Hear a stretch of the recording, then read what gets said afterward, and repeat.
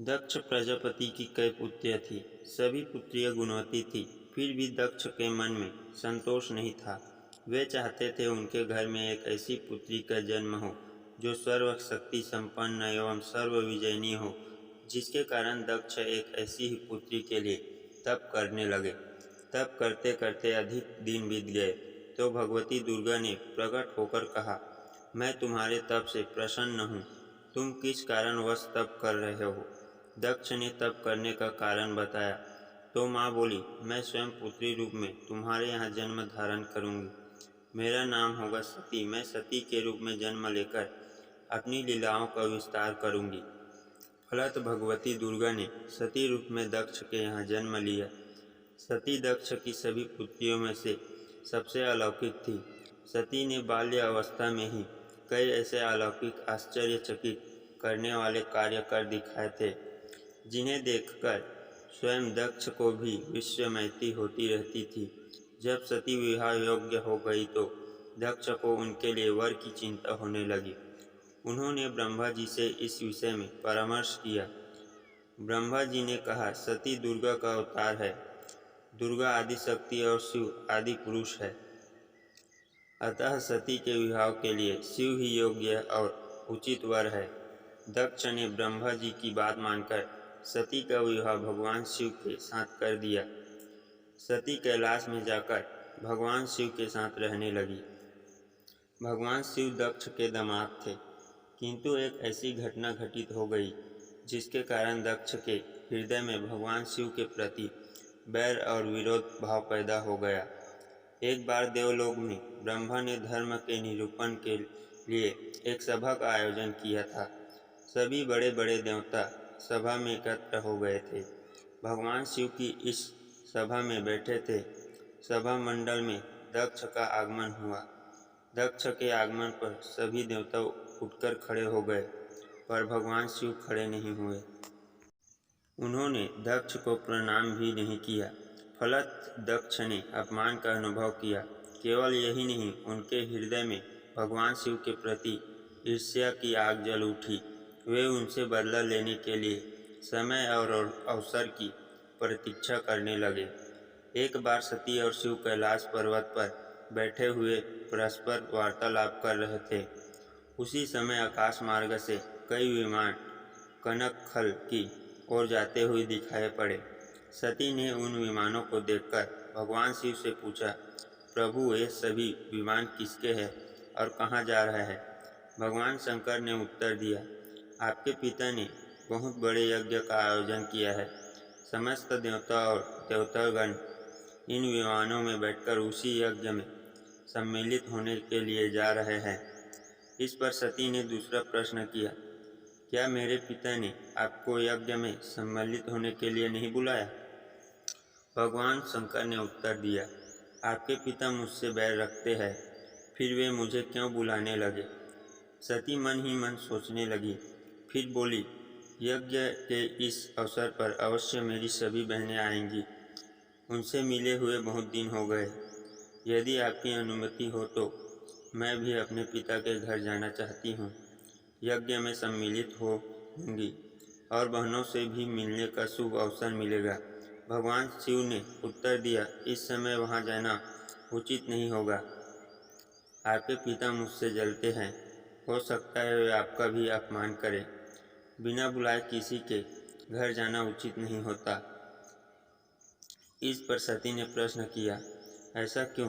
भगवान शिव ने उत्तर दिया, विवाहित लड़की को बिना बुलाए पिता के घर नहीं जाना चाहिए, क्योंकि विवाह हो जाने पर लड़की अपने पति की हो जाती है। पिता के घर में उसका संबंध टूट जाता है। लेकिन सती बिहार जाने के लिए हट करती रही, अपनी बात बार बार दोहराती रही। उनकी इच्छा देखकर भगवान शिव ने बिहार जाने की अनुमति दे दी। उनके साथ अपना एक गण भी साथ भेज दिया। उस गण का नाम वीरभद्र था। सती वीरभद्र के साथ अपने पिता के घर गई। घर में सती से किसी ने भी प्रेम पूर्वक वार्तालाप नहीं किया। दक्ष ने उन्हें देखकर कहा, तुम क्या यहाँ मेरा अपमान करने आई हो?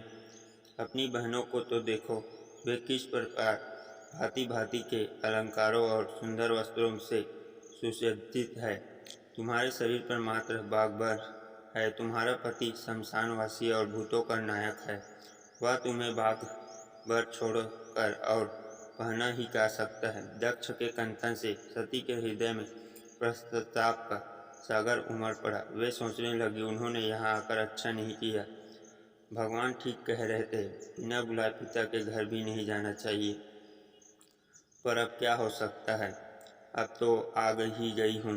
पिता के कटु और अपमानजनक शब्द सुनकर भी सती मौन रही। वे उस यज्ञ मंडल में गई जहाँ सभी देवता और ऋषि मुनि बैठे थे तथा यज्ञ कुंड में धू धू करती जलती हुई अग्नि में आहुतियाँ डाली जा रही थी। सती ने यज्ञ मंडप में भी सभी देवताओं के तो भाग देखे, किंतु भगवान शिव का भाग नहीं देखा। वे भगवान शिव का भाग न देखकर अपने पिताजी से बोले, पिता श्रेष्ठ, यज्ञ में तो सबके भाग दिखाई पड़ रहे हैं, किंतु कैलाशपति का भाग नहीं है। आपने उनका भाग क्यों नहीं रखा? दक्ष ने गर्व से उत्तर दिया, मैं तुम्हारे पति शिव को देवता नहीं समझता।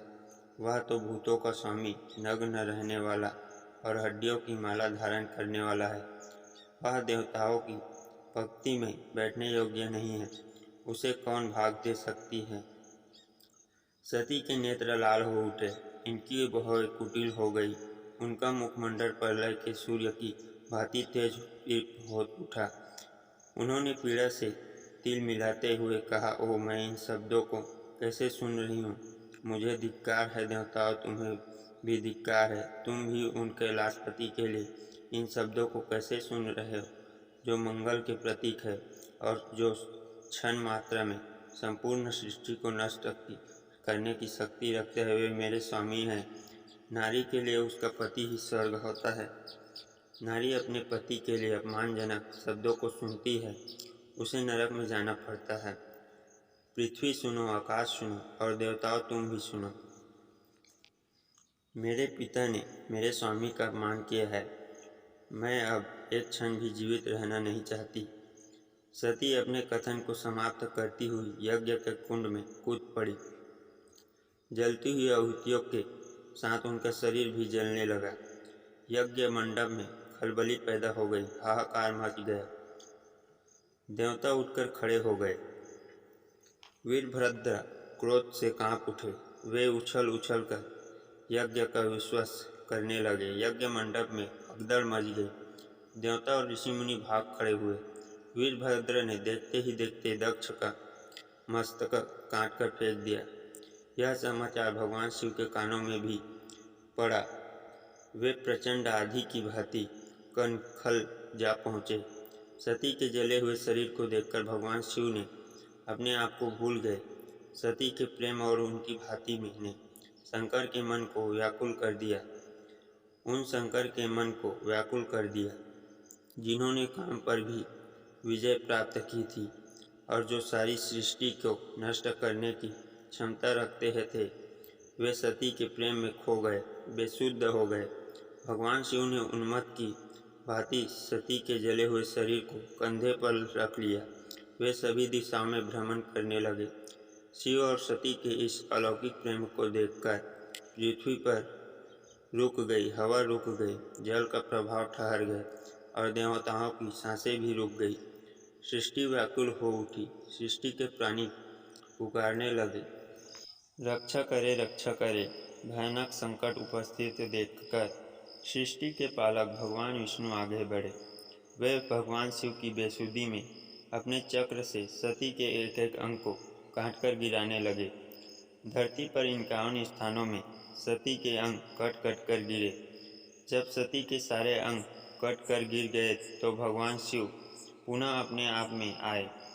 जब वे अपने आप में आए तो पुनः सृष्टि के सारे कार्य चलने लगी।